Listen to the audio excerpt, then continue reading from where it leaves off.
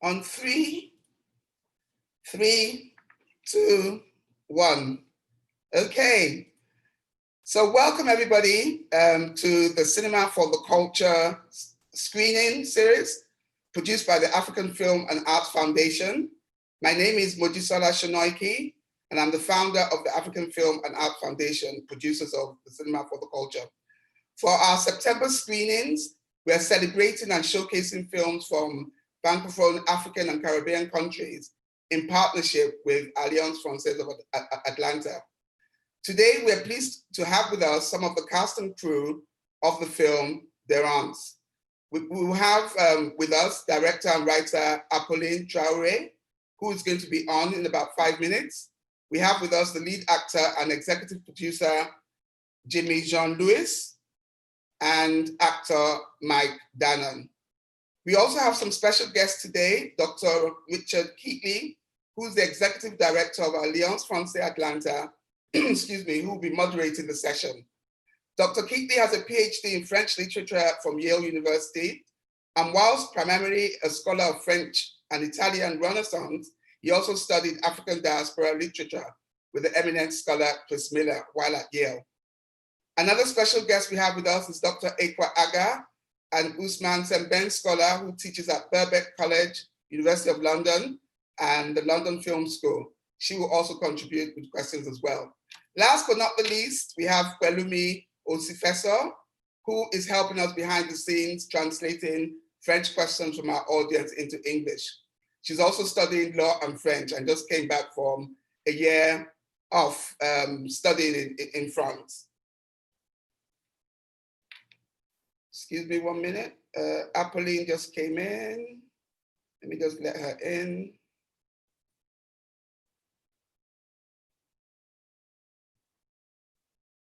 There she is.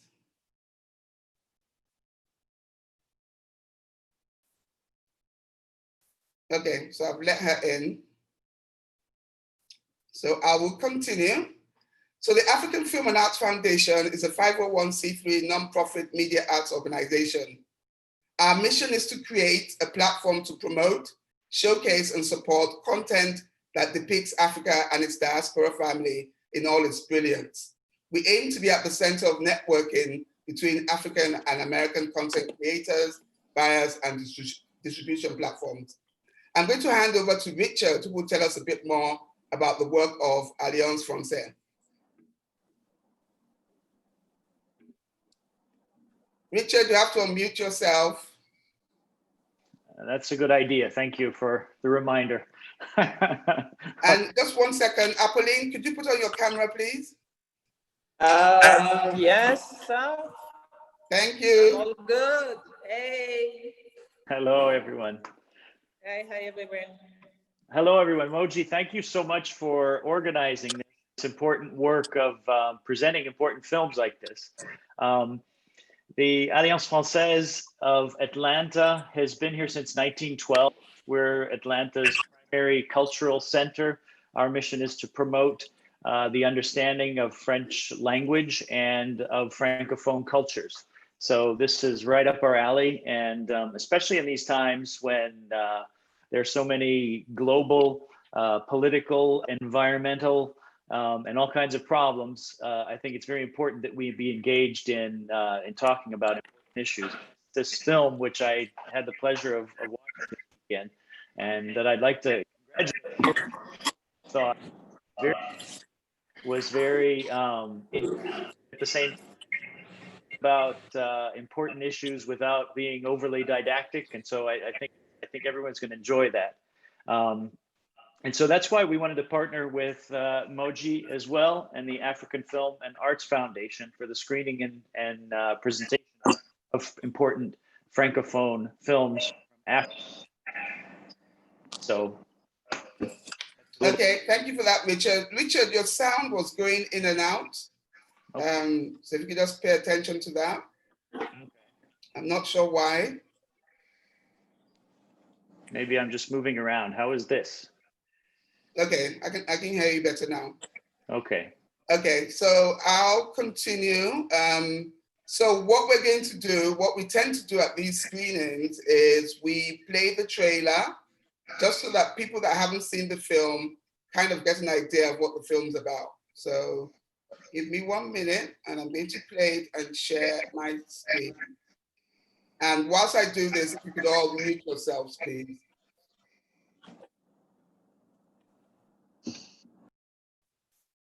Okay, so here it goes.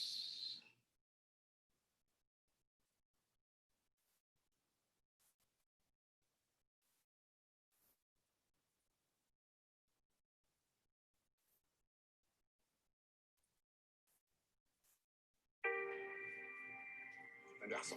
Tu vas avoir un fils? Chérie, tu vas avoir un petit frère. Mais ça va lui passer. C'est normal d'être jaloux à l'arrivée d'un nouvel enfant. Un enfant, c'est un enfant. Et tu dois les aimer de la même façon.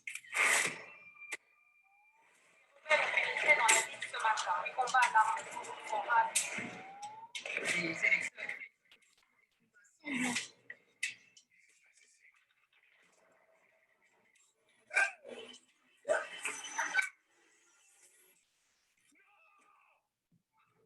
célibataires ont pris des familles en otage. Contre des rançons.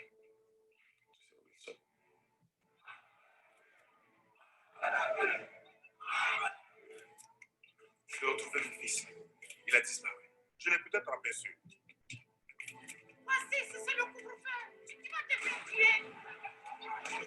Papa, il faut rentrer à la maison. C'est ma faute. C'est pas là-bas que je te fasse vieux pour rien. Nous sommes tous contre cette guerre. Il faut que je parle. Reculez, monsieur. Ils ont enlevé mon fils. J'ai dit de reculer. C'est bien. Ouvrez la porte. Il a pris la photo de mon fils. Je veux la photo de mon fils.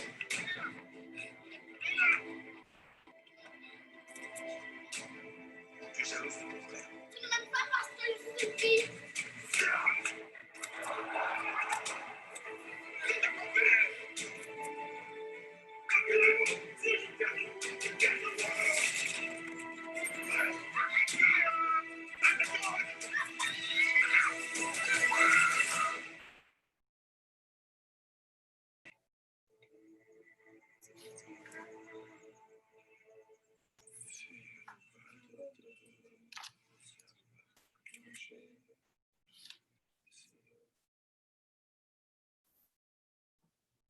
That was great. Okay, you can all, so Richard, I'm handing over to you now, and Richard is going to moderate, Aqua is going to ask questions, and towards the end, I will come back on. I'm going to turn off my video now. So thank you very much all for coming. Apolline, I know you just came on, we had introduced you. Apolline Traoré, is that how I pronounce your last name? Yes, Traoré. Yes, that's what it is. Traoré, okay. Is the director, and thank you all for being here, and I will see you towards the end. So I hand over to you now, Richard. And Pelumi, if you want, you can go off camera. Thank you. Thanks. Thanks for everyone for coming for this, and congratulations again on this beautifully executed, very moving film. To start it off with, I just had a general question. As the director of the Alliance Française, I thought I'd start it out with a question about language. I found it quite fascinating, the use of dialects of different levels of language.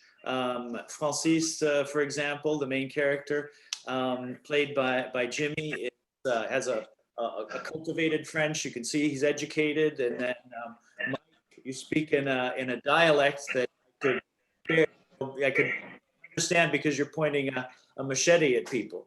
But it was, if Apolline, if you could talk about how you conceive the use of language in this movie to give a full range, a full image of the complexity of society speaking Africa. Yeah, thank you. I mean, I think that before I even talk about language, I have to talk about the actors that I chose, because it was very important for me to take the real actors, quote unquote, that have that background to play the role that I was giving them. you know. Of course, you can take any actors that can play an Asian. You can take an actor that can play an Ivorian or anything like that. But for me, this story was so important to every country that I was talking about.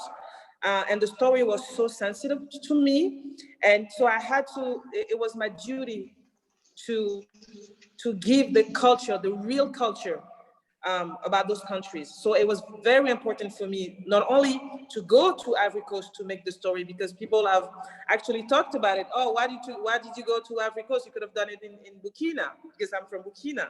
And I'm like, no, it's not a Burkinabe story. I have to do it in the country.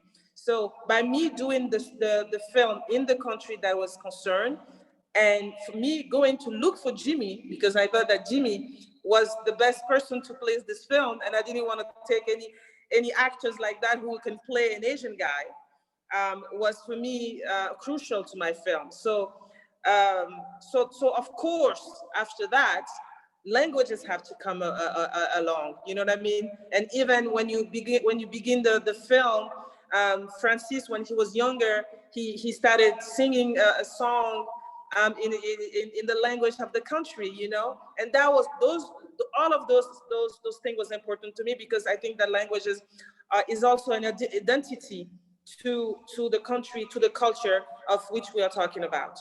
So that was very important to me. No, thank you, and congratulations on this. The first scene that the film opens with this beautiful scene, you know, of peace and tranquility, where the film's protagonist Francis it's a very masculine scene. He's there. You see this strong man in the participating in this almost timeless really primordial act of fishing, no? Yeah. And of, you know, happy ideas, and with all of, and he's lying on the ground crying with his mother in his hands and speaking in the dialect, you know, singing the lullaby that she sang to him. And I was just wondering if you could talk to the audience about why you thought it was so important to have that scene as sort of the frame and the setting for the beginning of the rest of the narrative. The opening was very important in the sense that I wanted to see a scenery of peace, you know, before any drama. I think that a human being will have a lot of this little of peace before anything chaotic will come.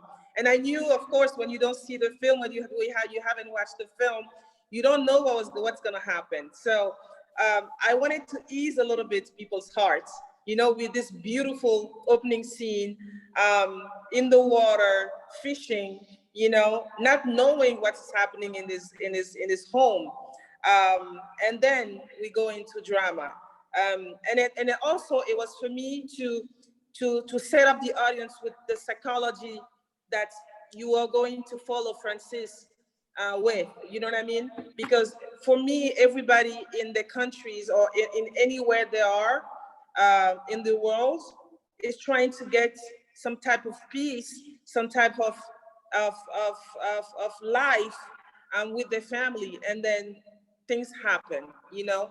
And then after that, he moves, and then he goes to another country to get peace again with a family, with a wife, with a kid, and then it becomes chaotic again. So knowing that we are going to go into a chaotic film with a lot of things going on, I really wanted to have a lot of beauty and a lot of peace showing in the beginning of the film before anything just goes collapse. I've been told that my microphone is going in and out. Can you hear me okay? It's when you're talking. Yes. Sometimes it goes in and out. Okay, Dr. Aga, as a professor of African diaspora literature, do you have any just general observations about the film? What did you think about Well, absolutely. First of all, I'd like to congratulate everybody who was in that film, from the directors to the actors. Absolutely well done.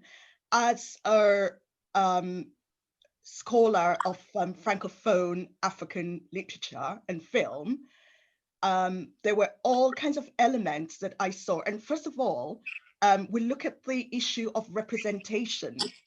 That representation as a female director who has now had the opportunity to look at post-colonial Africa from a female viewpoint, especially that representation of women.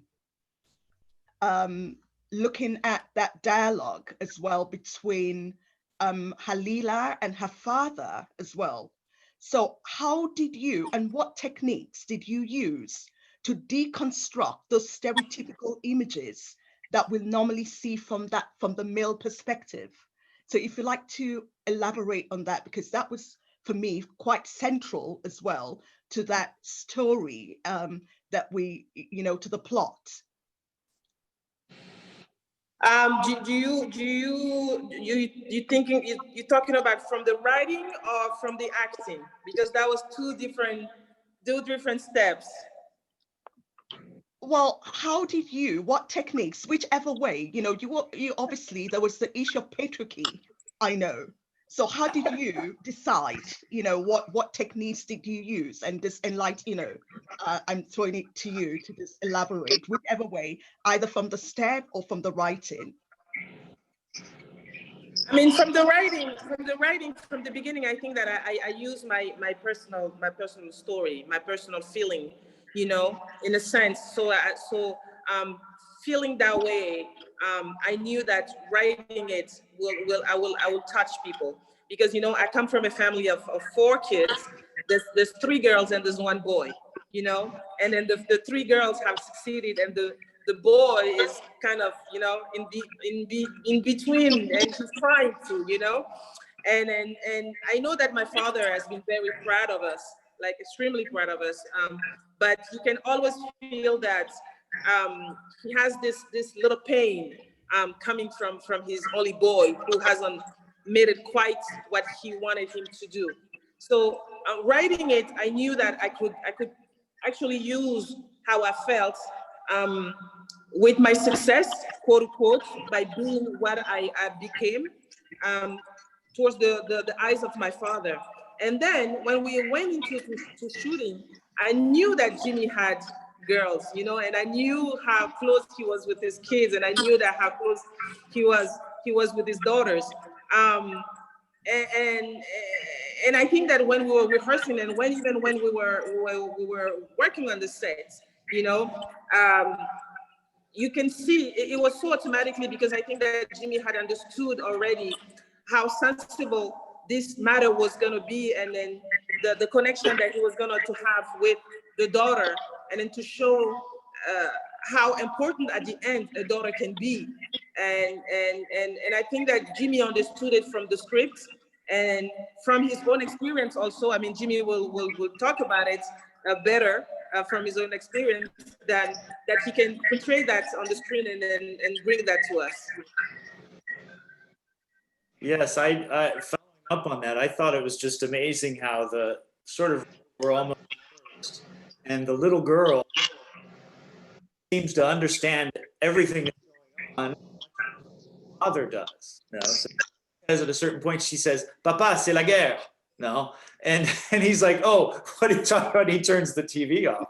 No, it's like she's seeing these things going on. She sees the danger that's there. She sees what needs to be done. She saves him at one point, and we're sort of, as an audience, hoping that she's going to be the one to save the whole thing at the end. And so it's the feminine voice, I find, has a very interesting complexity to it, because you can feel there's a desire for power there more than empowerment. There's a feeling of, we need this voice that's pushing at the male figures who are traditionally in their roles, but are destabilized at the same time. So I think that's a really good point about the feminine voice, which is very very powerful.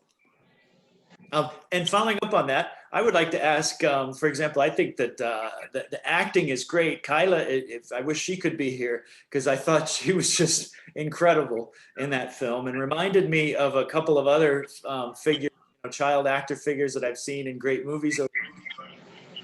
For example, Mike, who looks like the nicest guy. Mike semblait le mec le plus sympa que j'ai jamais vu. Et dans le film, vous êtes vraiment un monstre. Est-ce que vous étiez présent pendant la guerre en Côte d'Ivoire? Et est-ce qu'il y a des scènes qui vous ont inspiré dans ce film, dans votre portrait de ce personnage? And I'll try to can't do it in English. But I just asked him how he managed. Oui, c'est drôle, mais avant que la guerre en Côte d'Ivoire n'entre dans sa phase active, j'étais d'abord au Burkina. J'étais au Burkina, je suis arrivé à Abidjan, je suis parti au Gabon. Et que je suis revenu à Abidjan, la guerre a été, donc je suis tombé en plein dedans. Et c'est là où il y a toute la puissance du film de Apolline, c'est qu'on ressent les mêmes émotions qu'on a eues pendant cette période-là. Mm-hmm. Et c'est-à-dire la situation, le bruit des armes, les cargos, les gens qui fuient, les gens qui cherchent à manger, la tension que vous pouvez ressentir dans le film en le regardant, le stress que vous pouvez ressentir dans ce film-là, c'est exactement comme ça qu'Abidjan est à cette période de crise. Mm-hmm. Yeah, so you were there. And donc, oui. How old were you? Vous aviez quel âge en 2010? Vous m'entendez ou pas? Oula, en 2010, nous sommes en 2019, 2000, je devais avoir, je crois, 27, okay. 28 ans à peu près, dans ces eaux-là.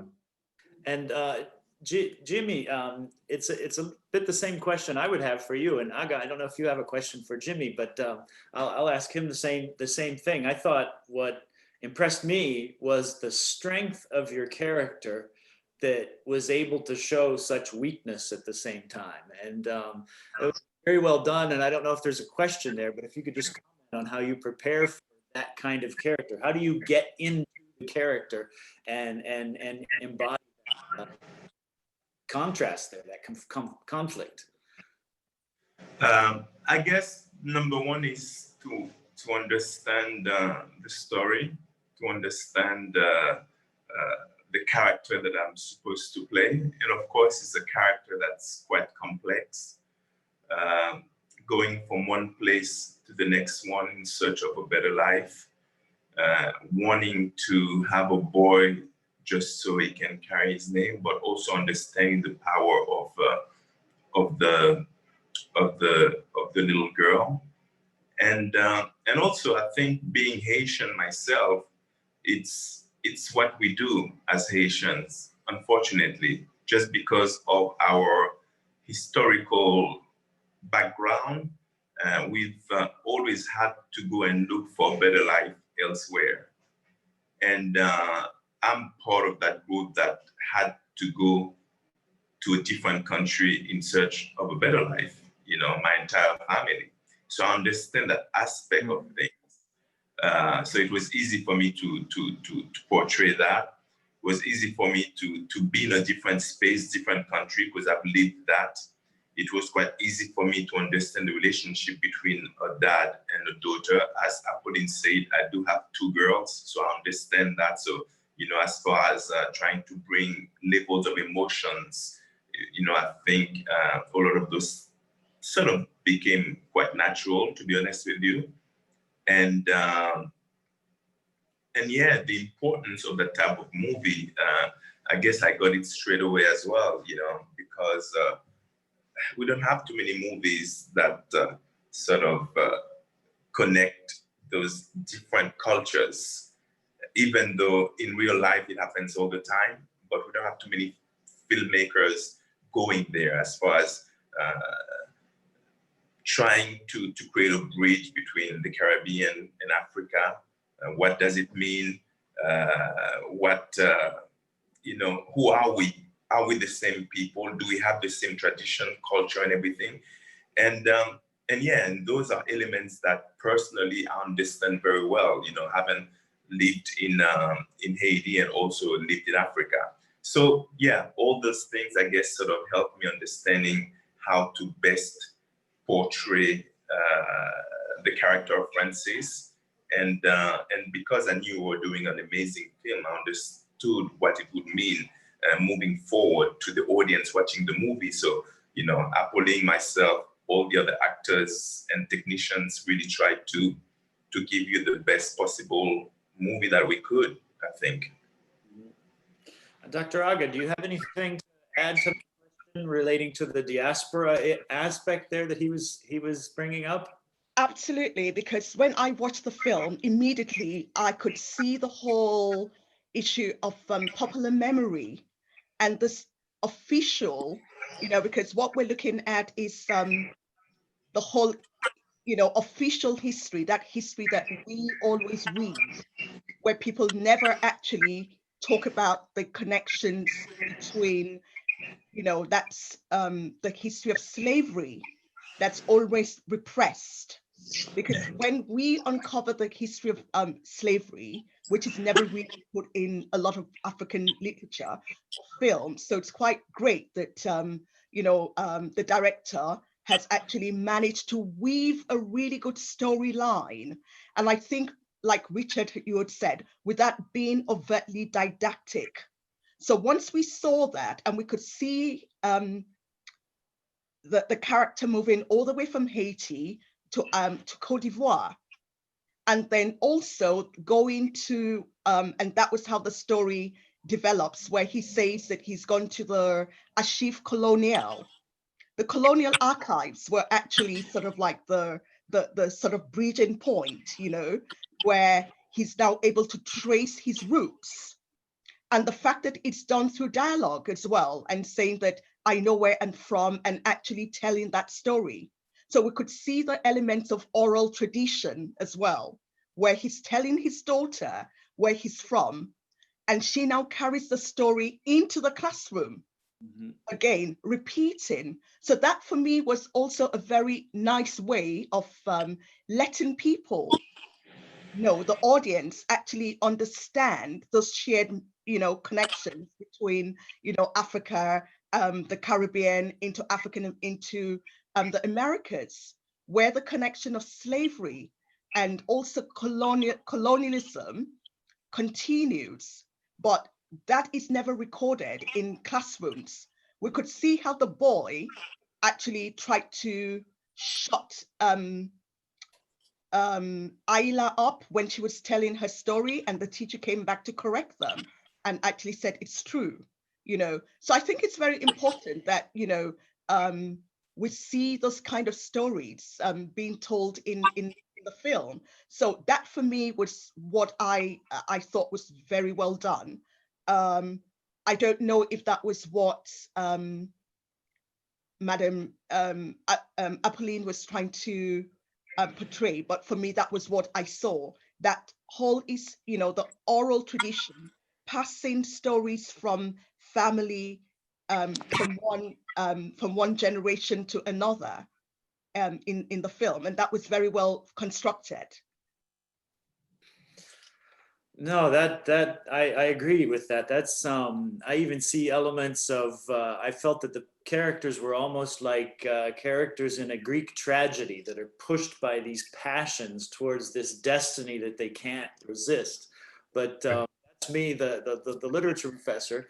I think as someone who's never made a movie, it would be interesting to hear how do you pull this all together? How do you get the money? How do you how do you shoot it on scene in Cote d'Ivoire after they just had a war there? And those are a lot of things that I think a lot of young filmmakers out there would like to hear from you about. You're on mute. I think that I was very lucky to fund this film. It actually came really quickly because I had finished another film that is called Borders, and I was promoting that film, and then our government had our president actually had put a fund to help 2 feature film in the country, and I was lucky enough with my story to be one of the filmmaker who actually got the fund, which was actually quite a lot of money. So with that in my pocket, I would say, I was able to get, of course, money from France with the CNC, with TV5, and then all of those regular financiers that actually can put money into African films. So it actually came, I think, kind of quickly. My main concern was actually to get Jimmy, because I had met Jimmy 4 years ago prior to that, and I told him that I was gonna make this film about it, and he was like, oh yeah, really. And then when I got ready to actually do it, I met him again 2 years later, and I'm like, Jimmy, I'm ready to go. And you know, and that was that easy part. Then to actually make the film in Côte d'Ivoire was kind of difficult, in the sense that I had to get very, very well prepared, because people were not understanding why I was coming as a Burkinabe to Ivory Coast to make a film about things that was actually still in their heart, that were actually still feeling pain in it, and being not an Ivorian, it was difficult for them to accept me. So they're starting to have rumors that I was coming and make a film about Gbagbo, about this president, and you know. So because I knew that it was going to be difficult, what I did is I went towards my government and told them, listen, I'm going to Ivory Coast. I need you to kind of come with me to see the government of Ivory Coast, so that they will know why I'm there, and they will know what I'm doing. So that's what happened. When we got to Ivory Coast, I was able to meet the Ministry of Defense and explain to him what I was here there for. And I asked for the help of the military, and the military was with us towards the entire film. They were blocking the streets. They were actually protecting us, basically. And that's how we were able to make the film, because without the military around us, it was going to be difficult, because in the streets, people were actually scared. And sometimes they were thinking that the war was coming back, you know what I mean? So by seeing the military, by seeing the big truck, the big military truck crossing the streets, and you know, in Abidjan, people were like, you know, it would have been more difficult, but thanks God we had the army with us, and we were able to actually do the film with no problem. No, it reminds me a lot of the neorealism, the Italian neorealism, when, you know, behind the American tanks, the Italian filmmakers were making films about the war, about the things that had just happened. And so you're being protected basically by the same military that was involved in the war while you were there. For the actors, what convinced you about the movie? How did you get involved? As far as I'm concerned, you know, as Apolline said, we had met Apolline about 4 or 5 years prior to the movie. And then she did mention that there was something that she was working on. And then fast forward 4 years later, I met her again at the Pan-African Festival. And there she was ready to shoot the movie. She sent the script. I read the script. And, you know, as an actor, that's really the true indicator of how good a movie could be. It starts with a good script. Yeah. So if the script is good, then you have a chance to make a good movie. So, you know, with that, I also just did some research about some of the prior movies that Apolline had done, such as Borders, Frontières. And I really liked the simplicity that I found in the way she executed the stories in Border. You know, it looked very real, very sincere, and you could tell that she knew exactly what she wanted. And yeah, so all those reasons for me was a no-brainer for me to just go ahead and jump on to that new experience. And as a filmmaker, as an actor, I often try to use movies or locations to educate myself and to have experience with it for my own life. And for me, having to spend an entire summer in Ivory Coast shooting a movie about the war that happened in 2010, 2011 was a great educational tool, and it will gather for some great experience as well. So, you know, it was a win-win kind of situation, you know. Yeah, as an educator, I appreciate that impulse. I'm sure Dr. Aga does as well. And Mike, and I vais traduire pour vous aussi Ouais, yeah. à ce film. Ce qui m'a motivé déjà, c'est le nom d'Apolline en premier, parce qu'on s'était déjà rencontré à Abidjan, et j'avais aimé sa démarche au niveau du projet sur lequel on travaillait.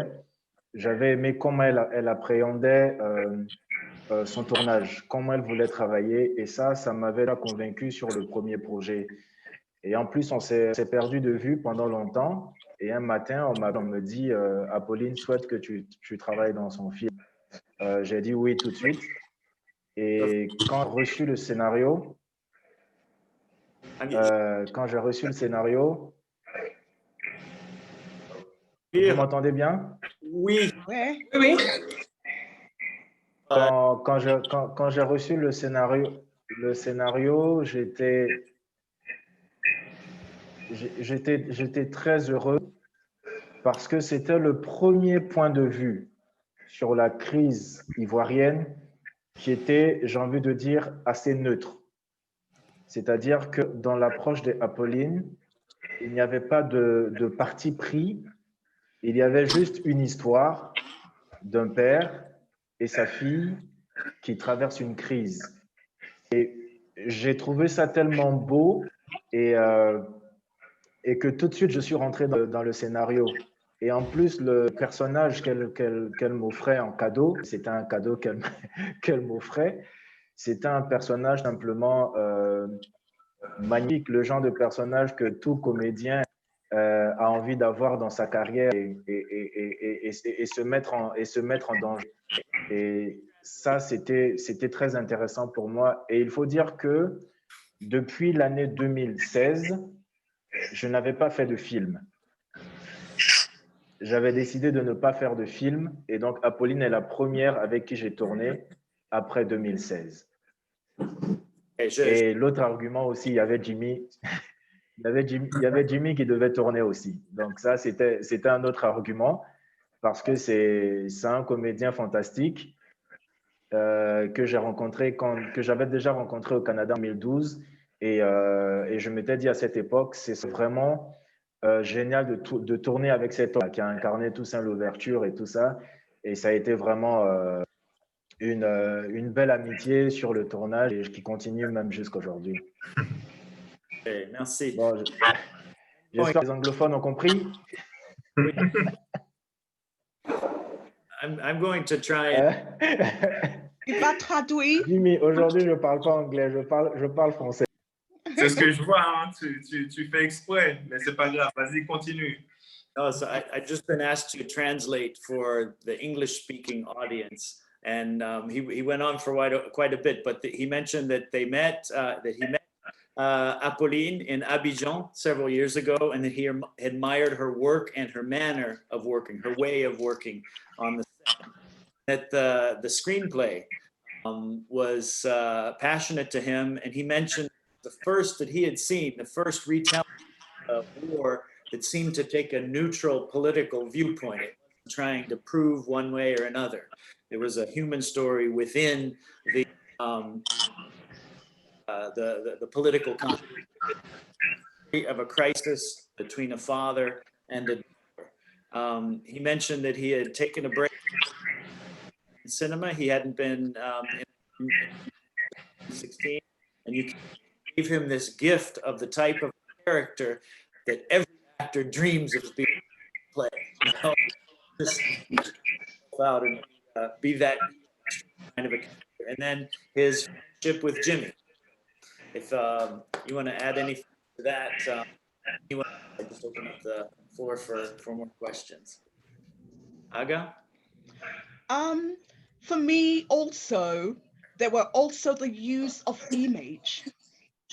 So even around the film, the whole idea of you didn't see, and that's also that neutral part that Mike was talking about. The elites were nowhere to be found, but there was all sort of like images of them. It's sort of like they had all disappeared. With their money.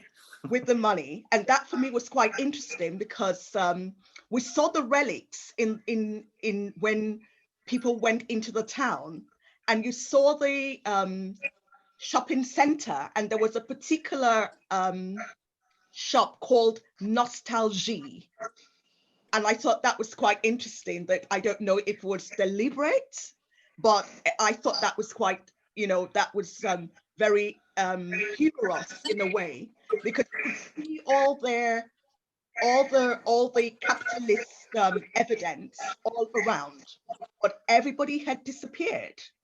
And then also we saw the relics of the colonial, where the disused theater, where everybody went to take solace in, you know, that film theater where the old cinema. And for me, that was also quite interesting because we knew the power of colonial cinema in West Africa, you know, at the beginning of the colonial regime, when the French Lumiere brothers actually brought cinema into West Africa.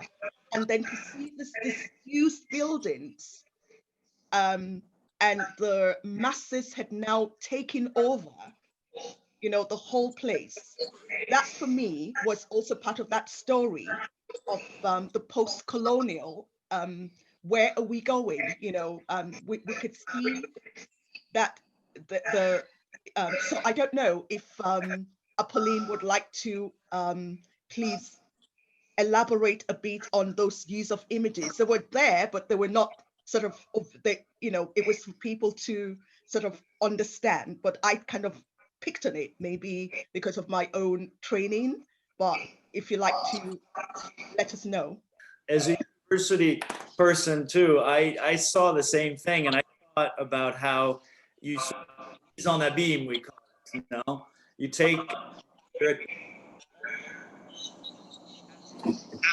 about the genre through which they're communicating, right? And so you have this central scene where there's almost a pause, and she wanders up to the projection room and then looks out through the hole and then sees not a movie being projected. And I thought of Cinema Paradiso, the Tornatore movie with Totò, no, watching all the old nostalgic movies. But here, it's her own nostalgia that's projected through this thing. And I don't know if you could just comment on both of our intellectualizing questions before I have a more regular question for everybody on the crew.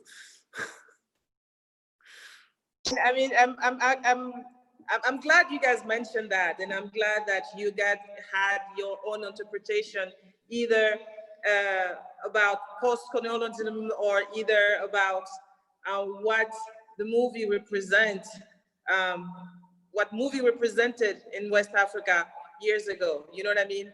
One thing about this film, because of the story itself, the story, as Mike has mentioned, I never wanted to take position. I never wanted to put my own opinion into what had happened in the country, from one side to the other. And even if you had noticed the entire film, it's a war movie. You barely will see a body in the streets, you know? I never showed like body laying around. It's only in the beginning of the scene that you can actually see Francis's parents that are killed, but you never see their faces. You can see only an arm or a leg, you know what I mean? And I just wanted to put signs from here to here towards the image of the film, so people will have their own interpretation and their own lecture.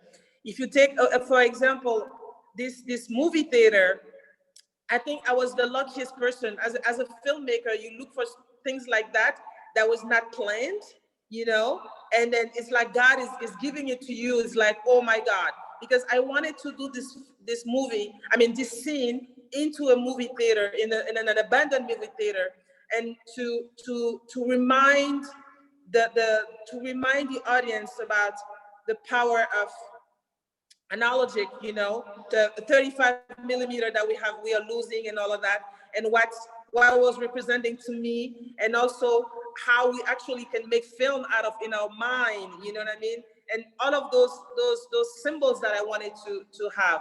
And then we were looking for this old movie theater, and then we looked and looked and looked, and then we find this one that they actually refused to give us because it was supposed to be transformed to a mall. So this place is about to be transferred to a mall. And we go into that movie theater, and then we go up, and here we are. Tons of film that is rotting right there, that is destroyed, that is abandoned. Like film, 35 millimeter film that are right there into the projecting room that are completely abandoned for years. And I'm like, oh, I cannot believe this. You know what I mean? And I never knew that I could find something like that. And right there, and then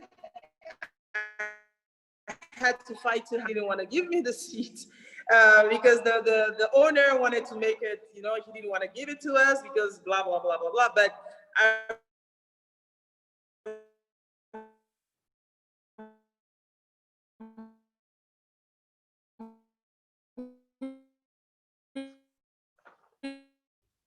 really hard. Also, I had to work some sign. You have to think about also that the streets looks like streets of 2019, right? And I had to make the streets and the sign and everything look like when we were in 2010. So that was the hard part. We had to, of course, hide some sites. We had to hide some writing on the street, and then some of them I'm like, it's necessary. Maybe it's a sign. Maybe it must have a meaning, you know, about what I want to tell my story about. So there's certain things that we left out because it had a meaning to me.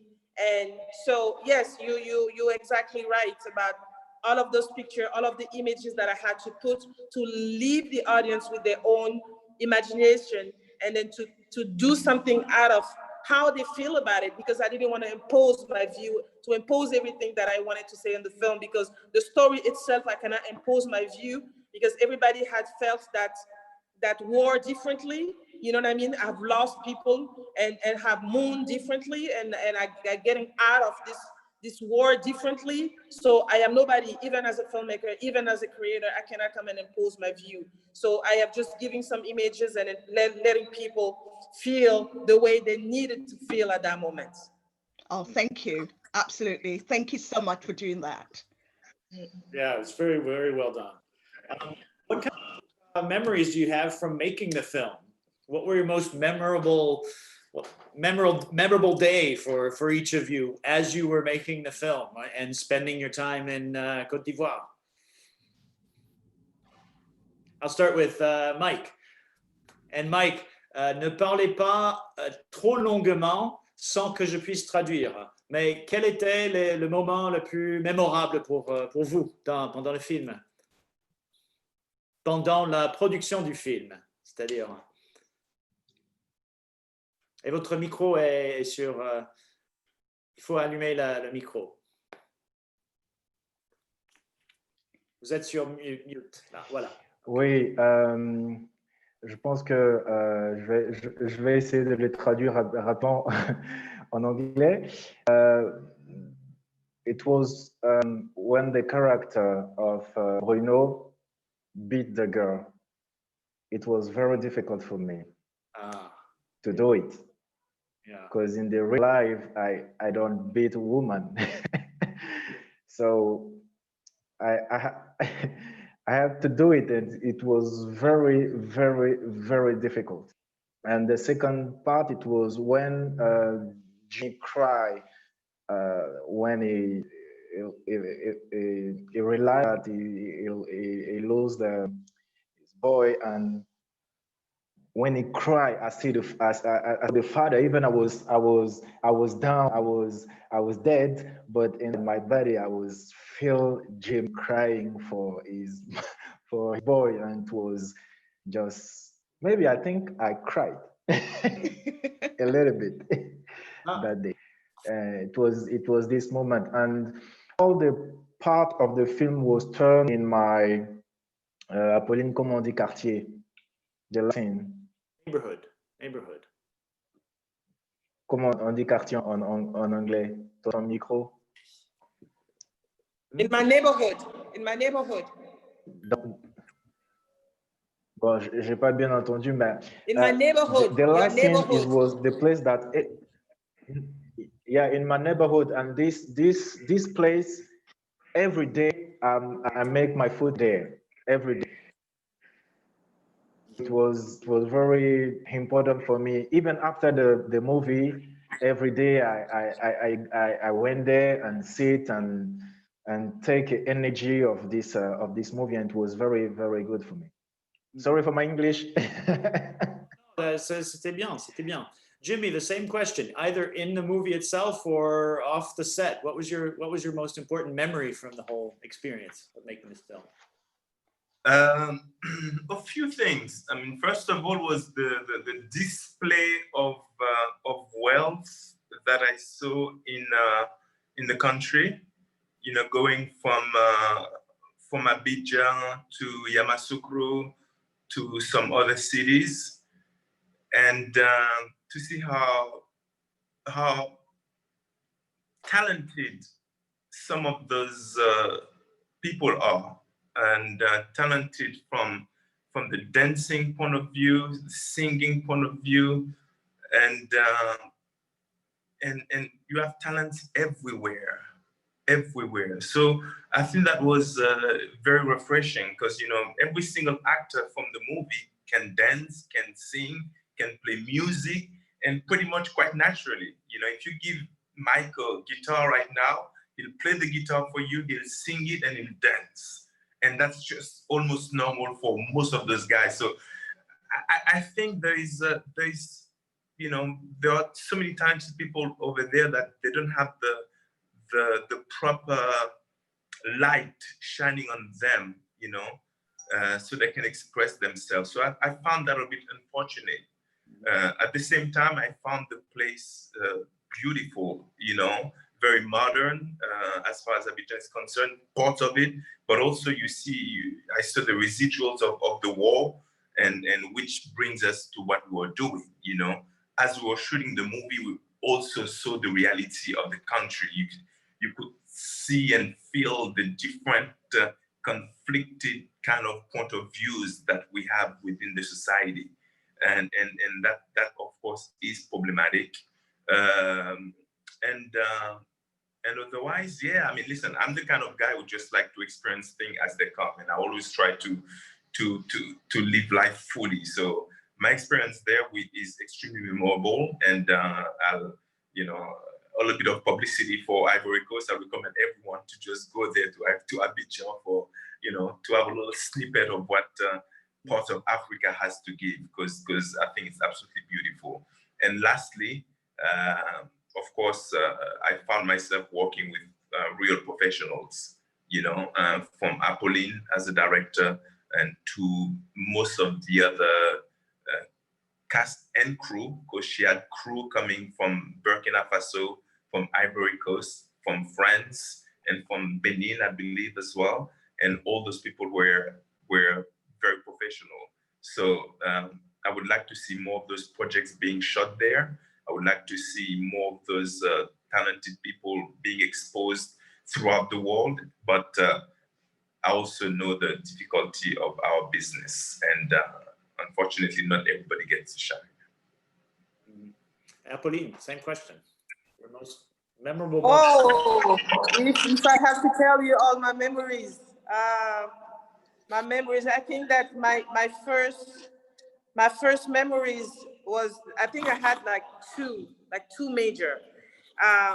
The first one was the scene where Mike and his crew gets into the house, and wants to get the money, and then Jimmy has to defend his wife. You know, it was memorable because seriously, coming into that scene, I had no idea. I like really no idea how I was going to shoot this scene, because there was too many people involved into that scene.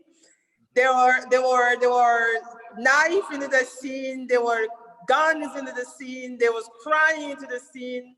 There was every emotion that you can imagine, and I was so scared of that scene. And I was like, you know, I don't know how am I gonna make this believable, but you know what?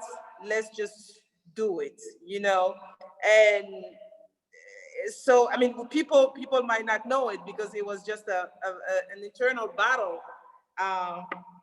in me, you know, how to make this scene as much believable as possible. So I think that was for me one of the memorable part of this shooting, and the biggest one was actually the ending when Ayla tells her father and started crying. I will tell you why it was very, very memorable, because I had casted more than 200 girls for that role.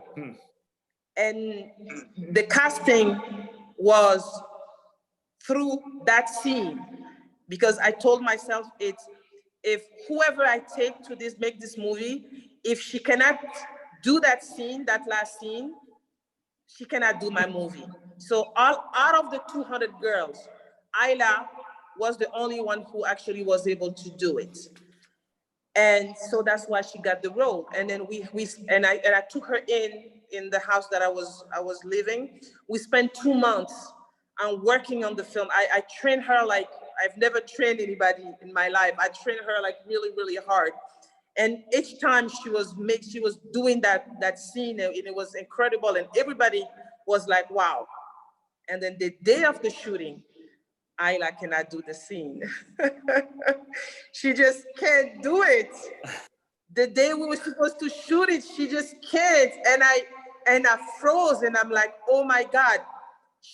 I think that it was, and also it was towards the end of the film where everybody was tired. And I think that girl was so tired. She gave everything that she could give to do the best of her. And then at the end of the day, like that scene that I casted her on, she just cannot do it the way that she's been doing it for like 2 months in rehearsal. And I started talking to her. I took her aside, and I started talking to her and talking to her and talking to her. And she's like, she looks at me because she calls me Mama.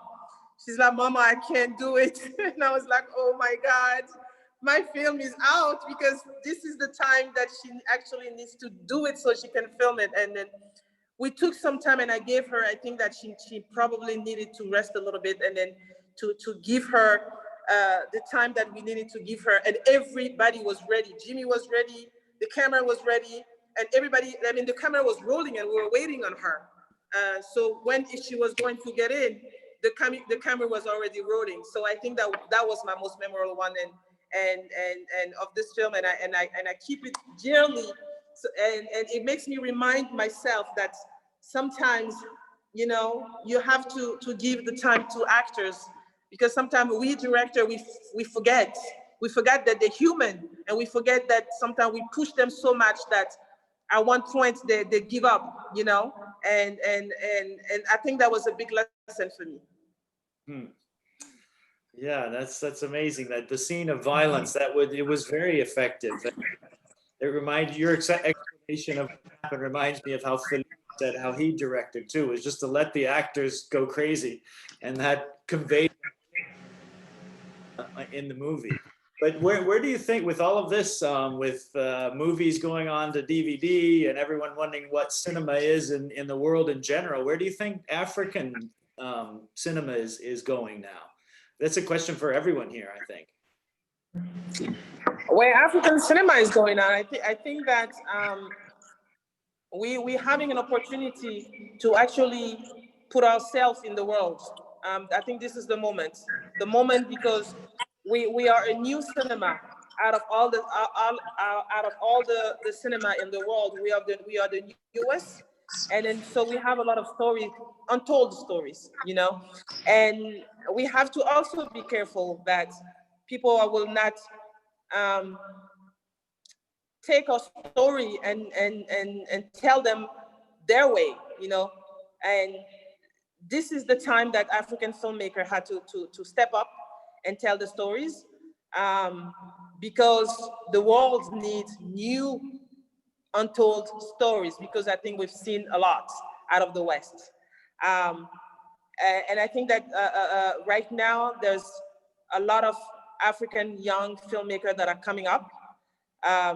Unfortunately, there's some parts that are into that mode of laziness and wanted to be famous very quickly.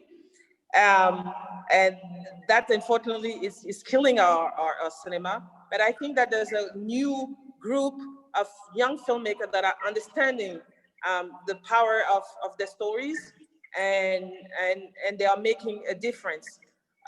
So which is important. And I think that for the years that are coming, if we continue on that path, the African film will have a real place in the movie world. That has never been the case, you know, never been the case. And opportunity like this that you guys are giving us to show our film towards festivals out of the West, and then being able to come and talk about it and giving our point of view, those platforms that you guys are giving us are very important. And I think that more and more people need to do that, so we can express ourselves and show actually who we are, that's one, and what we are able to do and capable of doing by staying at home.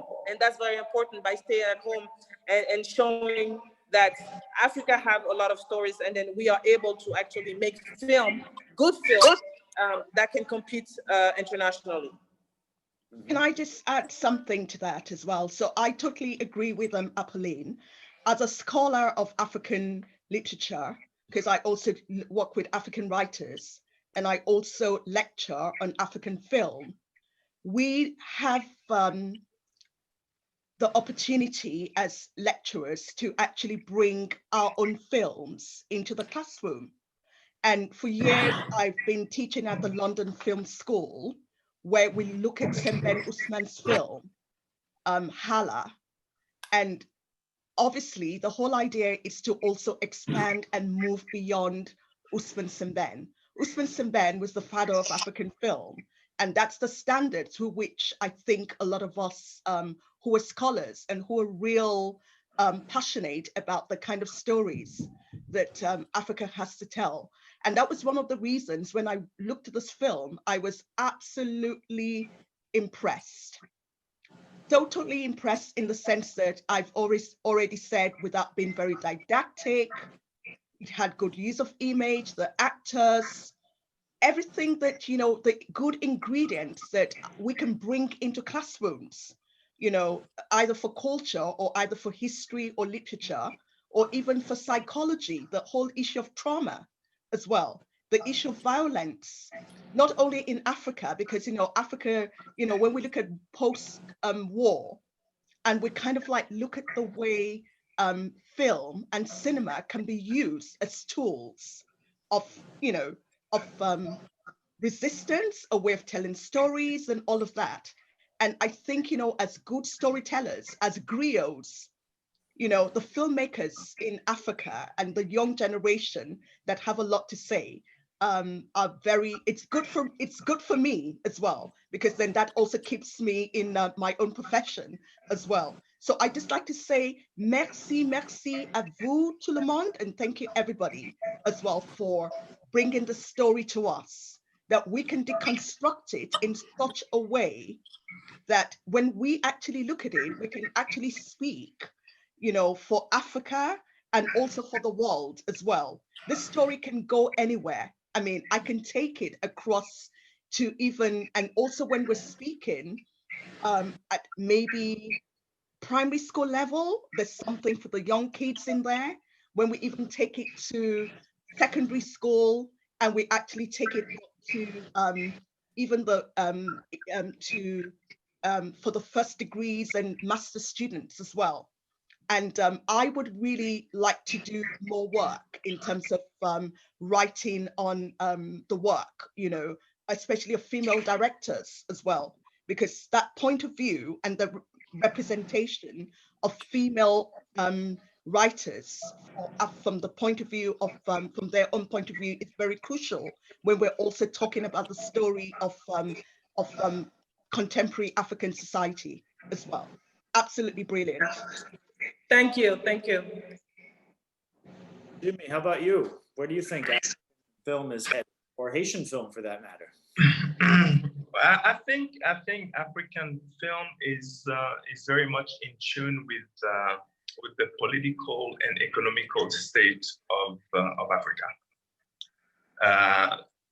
We're gonna have to make sure that infrastructure is there, you know, as far as distribution, cinemas, ways that people can watch our movies. Now it's a bit easier because you have the streamers that provide another source of distribution. But is that enough? I'm not necessarily sure. We do have a new generation of filmmakers that are brilliant, but at the same time, we've had an older generation of filmmakers that were brilliant. So that's what I'm saying. It's very much in link or in tune with the health or the wealth of the continent itself. I guess we can all agree that it's easy to say that the future of cinema is in Africa because it's the continent that was the least exploited. So yes, as Apolline said, you know, a lot of the stories are completely untold, but it's nothing new. And it can remain like that for another 100 of years if politically or economically, nothing is done on the continent. So I'm not worried about the talents. I think the talents are there. You know, we have talented African filmmakers from north, south, east, west, and center. They're there. They just need to get the opportunities. And once they get them, then, you know, we will thrive. So, you know, the battle is within the economical and political situation of the continent, I think. Mike, quel est le futur du cinéma?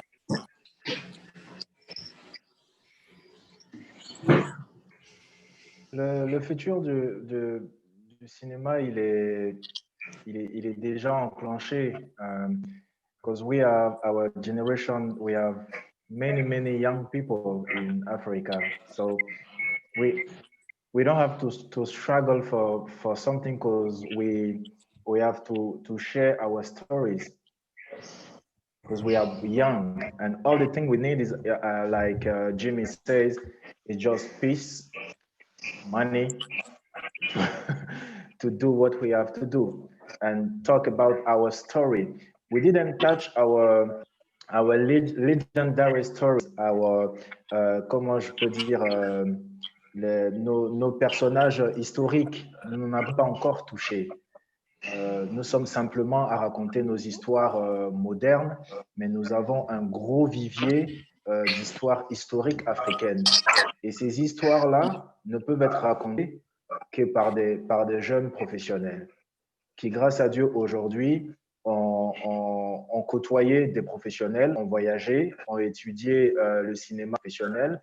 Donc, personnellement, moi, je n'ai jamais d'inquiétude quant à l'évolution du cinéma africain, parce qu'un jour ou l'autre, on allait arriver à ce niveau professionnel. Maintenant, comme Apolline disait, il ne faut pas vouloir aller vite de célébrité. Voilà, il faut prendre le temps de mûrir en commun. Sinon, économiquement, une fois que les jeunes Africains ont les moyens, les opportunités qu'il faut, ça va déménager. Aujourd'hui, we are on Netflix. We have our film on Netflix and the festival and around the world. So yeah, j'ai foi. So yes, Mike, when he flipped into French, mentioned the need, the fact that most of the French-speaking African is not on their historical figures. They're talking about contemporary things, but of course, Jimmy's the big exception here. He portrayed in an award-winning performance of Toussaint Louverture. So yes, I think that indeed. I mean, yes, we can definitely name one. Unfortunately, you can name them. We shouldn't have to be able to name one historical figure. You know, we have so many, as Mike mentioned. You know, from Ivory Coast, you have some. From Ghana, you have some. From Nigeria, you have some. From Niger, and then everything else. And if you go to Egypt, it's a different story. So yes, I'm completely in agreement with Mike, with what Mike is saying as far as the wealth of the historical figure that we have to start talking about in film. Yeah, no, that's important aspect you were mentioning. They were just talking, they were disappointed that Tenet only made $1 million a week, and so it's clear money in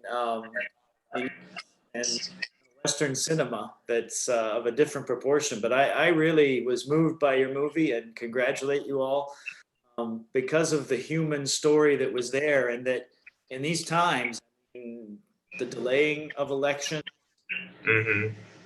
background of that tension of people hating each other, and especially as an American, where I'm looking at Côte d'Ivoire, and we don't see the differences between those 60 tribes that you mentioned that hate each other and are fighting amongst one another in the film, and it really underlines tension going on around the world, I think. As Dr. Aga was saying, without being didactic, but I wanted to ask Moji, if you had anything to add to this, or do we want to pass to questions? Do we have any questions from the audience? Yes, we do. Before I go to the audience questions, because we're about to wrap up, two more questions for everybody. One to Apolline about distribution. So what are plans for distribution for this film?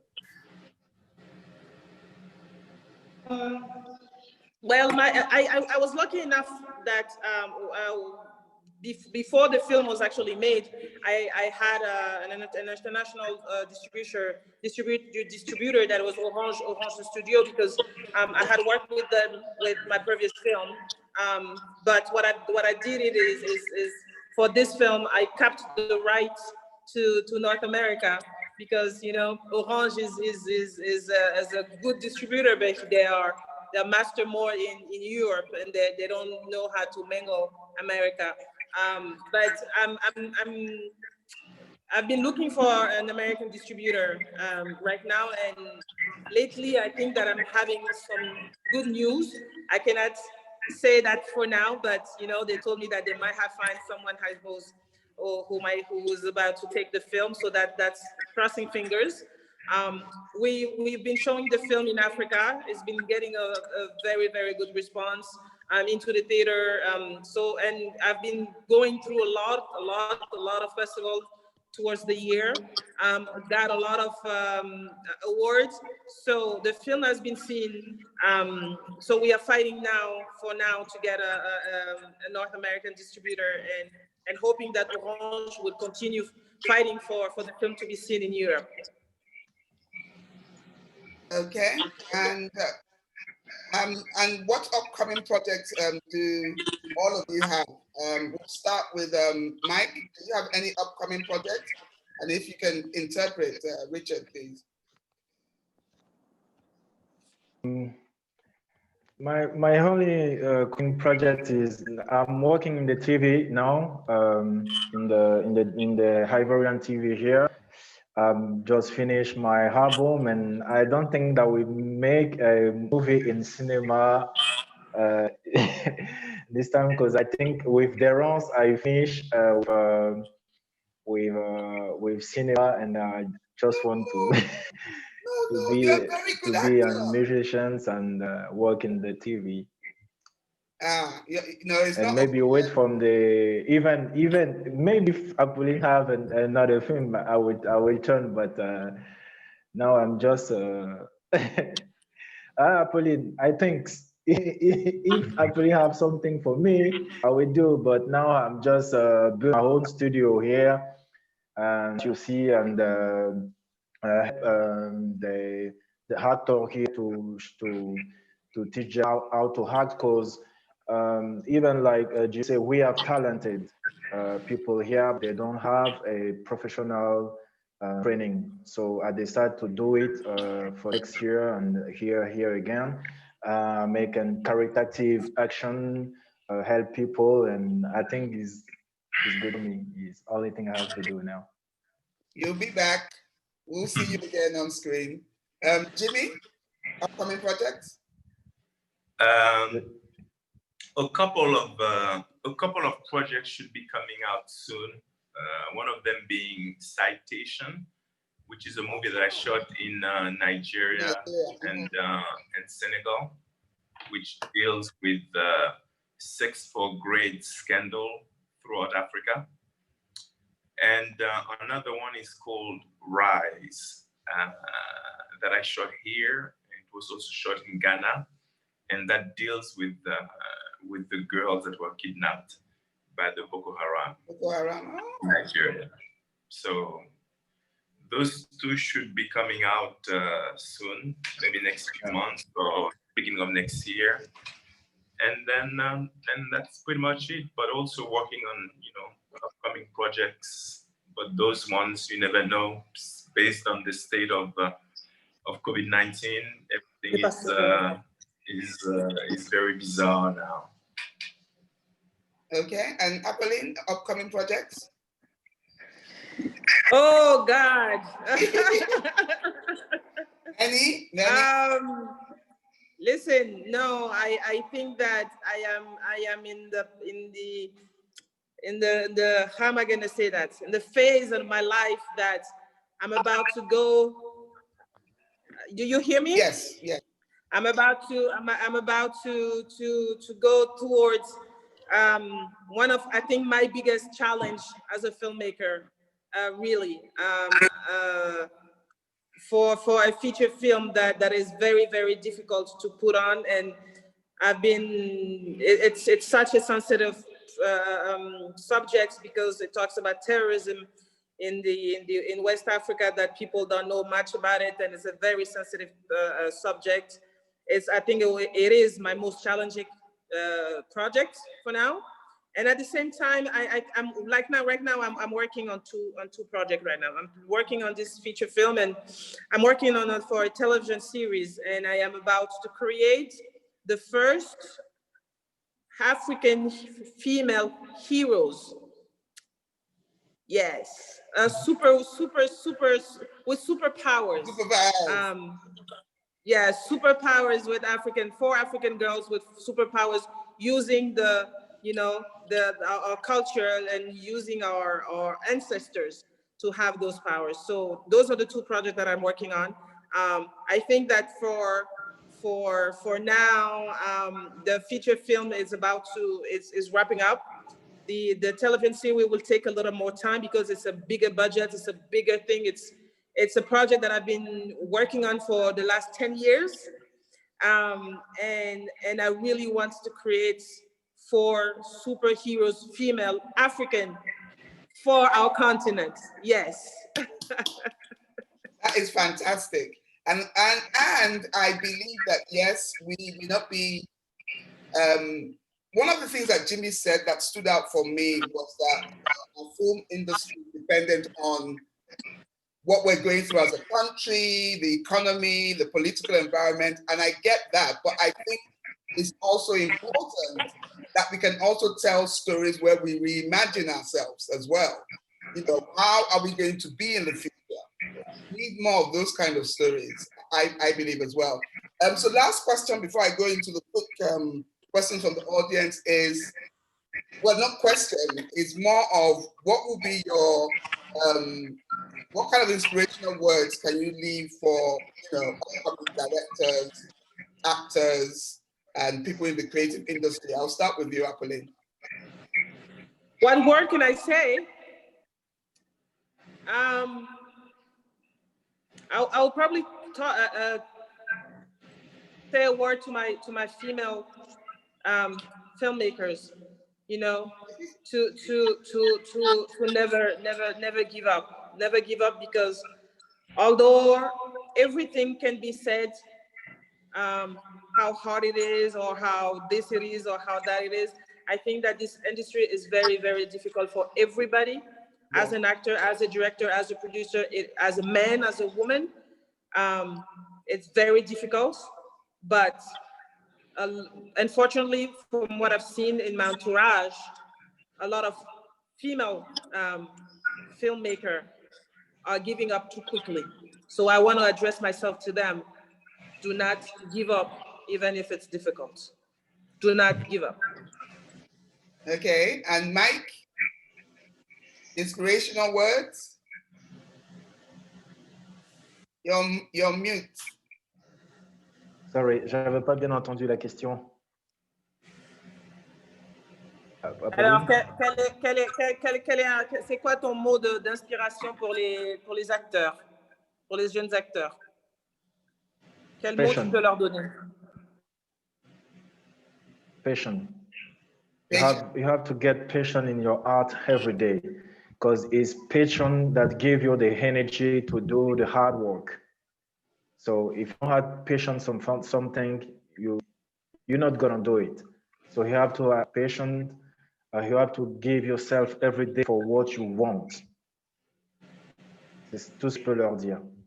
Okay. Avoir de la passion. Et surtout, être à l'écoute. Être à l'écoute de tout ce qui se fait et donner. Vivre sa passion, c'est tout. Parce que si tu as la passion, tu peux tout faire. S'il n'y a pas de grands projets, tu peux faire de petits projets. Le tout, c'est l'amour que tu mets à l'intérieur de ce que tu fais.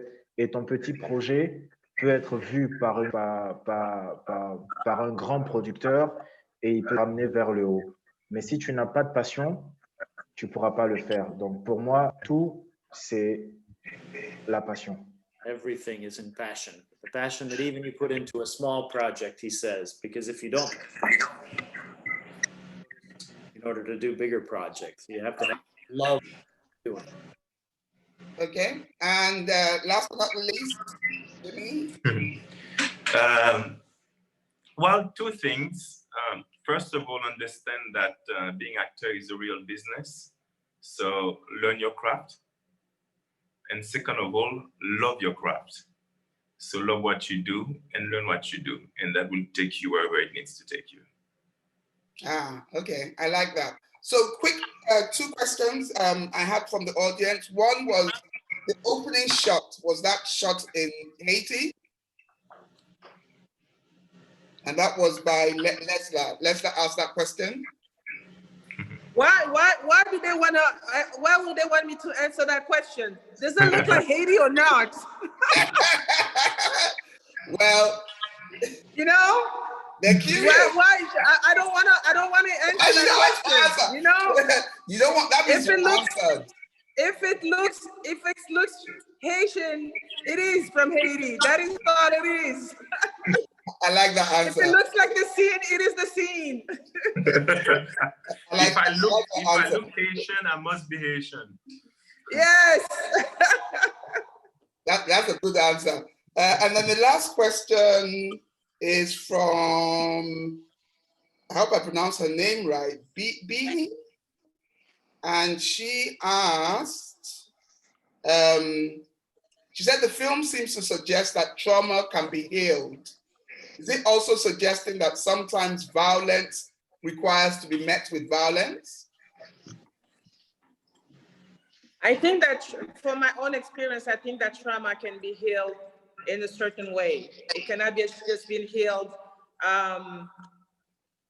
from one day to the other. I think that is why there is psychologists that exist. That I think that's why professional exists.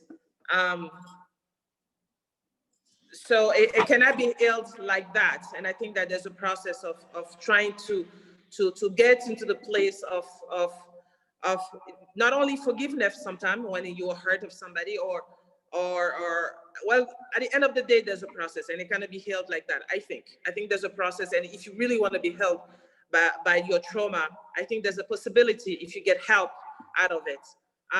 For the second question, was it what she said that violence was what?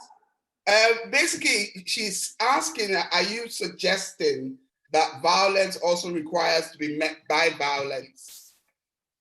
I'm not suggesting that at all. I'm not suggesting that at all. What I'm planning in the movie is just that a lot of people right now in the entire world are pretending to live where they are to go towards places that they think that are better. You know what I mean? African wants to go to Europe because they think that it's better. The diaspora wants to go to this place because they think that it's better. I think that what I'm showing in my film is the world is there's a problem in our world right now, you know, and no matter where you are, things can happen. And I think that we as human needs to acknowledge the problem in our environment and try to solve it instead of fleeting, instead of going, thinking that if I go this way or that other places, things are gonna be better like there. And I think that's what I'm showing in the film. We cannot resolve violence by violence, but it's just that no matter where you can find yourself in this world, violence can happen. That's what I'm saying into the film.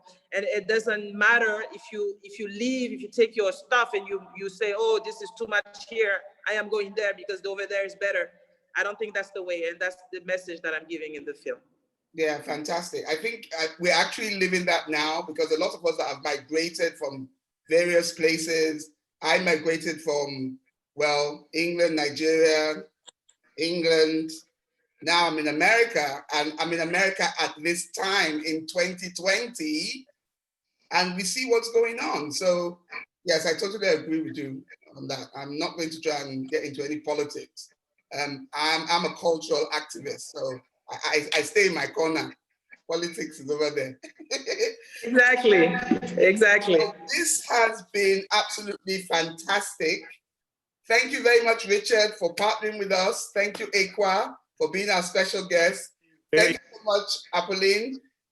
For those Thank you. Here's a little secret. We were supposed to actually do this in March. We tried to get Apolline to Atlanta for March. We were this close. Yes. Corona. I know. But with that being said, what this time has done has, for me anyway, made me realize what a global village we live in, because we have Atlanta, we have UK, we have Burkina Faso, we have Ivory Coast, we have LA, we have UK. And it's Zoom that has enabled us to do this. And it's these times that have made us think about doing things like this more often because we don't have a choice. So that's my positive note to end this, is that we just have to use every single opportunity we have and the time that we have to continue creating. We can't stop, we just have to continue. You know, despite everything that's going on, we just have to keep going on. I think it's creating a lot of opportunities for us because as the Française, for example, to have maybe one of you here is possible, but if we could do that when we're going back into doing real film projections in person, have one person here and the others on a panel on Zoom, I think it would be very engaging for the audience. And so help you get the word out about these movies and help people understand the world a lot better by seeing it. Exactly. So I'm going to wrap up. Thank you all again for coming. And so Thank you. Tune in next week for our In Conversation session with the director of the film, Elsa. by Guadeloupe filmmaker Mariette Montpere and her lead actress Dana Gumayak. That's going to be same time next week, Saturday at 4 p.m. EST time, September 26th. This film itself will be streaming from Friday the 25th to Sunday the 27th. Follow us on all social media platforms at African Film Arts, and our website is africanfilmartsfoundation.org. And the Alliance Française website is, Richard, because I don't know it off by heart. ATL, as in Alliance Française, Atlanta, AFATL.com. Thank you again. Thank you, Richard. And thank you all so much for giving Thank me. you. Bye-bye, everybody. Merci, au revoir. Et Merci. Sunday. Merci beaucoup. Au revoir. Stay safe. And Au revoir Jimmy, au revoir tout le monde. Au revoir tout le monde. Merci. Thank you very much. All right.